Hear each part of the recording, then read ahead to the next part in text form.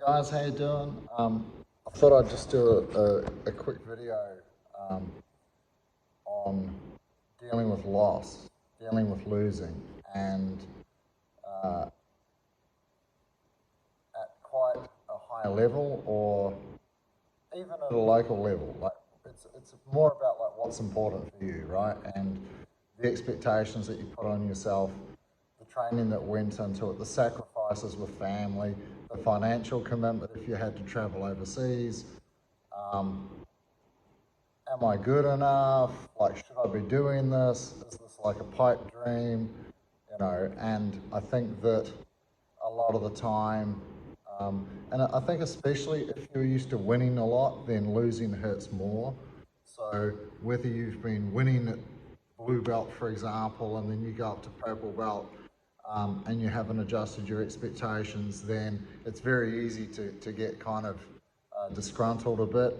Or it can even be the opposite way, whereby, for example, you've blasted your way through purple, um, you know, and like you get, you know, you're on your fourth stripe, you know, brown's just around the corner, and then you have a couple of like big losses, and you just start thinking, oh, do I deserve my brown, and all these sorts of things. First of all, I don't think that belt level should be determined by whether you're winning or losing in tournaments. I think that it's maybe not irrelevant, but for a lot of people, for most people, it's irrelevant, right? Because like maybe 10% of the people that do jiu-jitsu compete, um, and it's not for everybody. It doesn't have to be.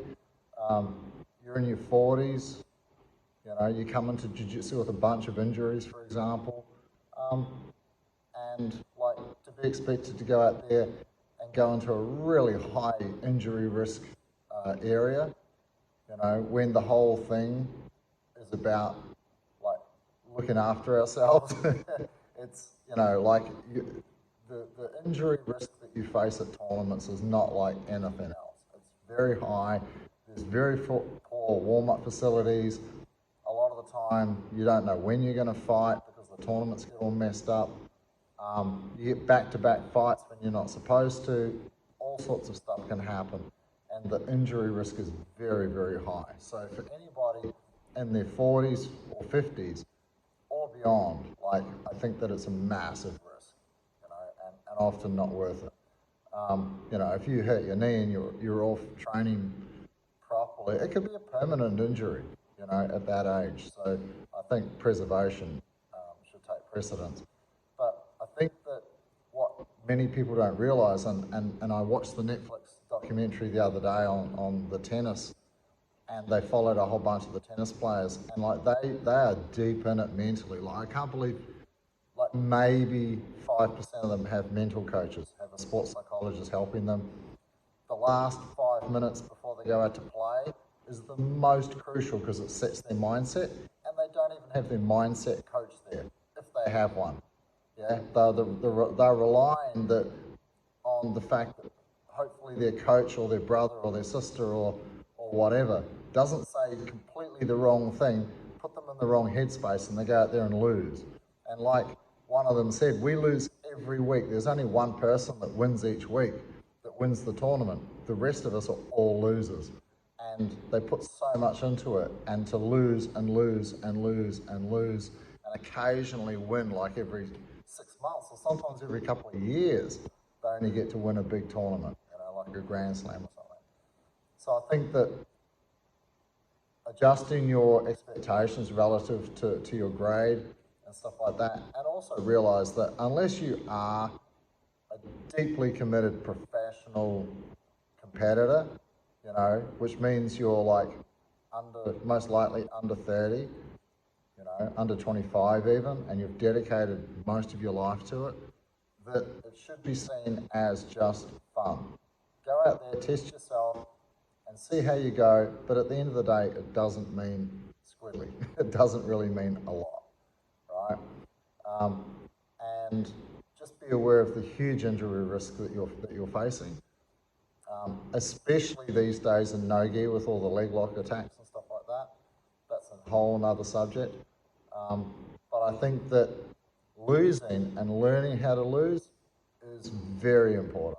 It's very important. Like being able to reset, get back to training, and just see it as a speed bump, and to try and look at it as a learning experience rather than like be all devastated about it. I think it takes a bit of practice. And if you're used to winning all the time, then you're not getting a lot of practice at that. You know, whereas if you're winning one big tournament a year and kind of doing okay and then losing occasionally, then I think you're probably better. You're more used to losing and you get to deal with that a little bit earlier. Whereas if you're winning all the time and you have a lot of expectations on yourself, then it can be quite a difficult process. But you have to focus on what you can control.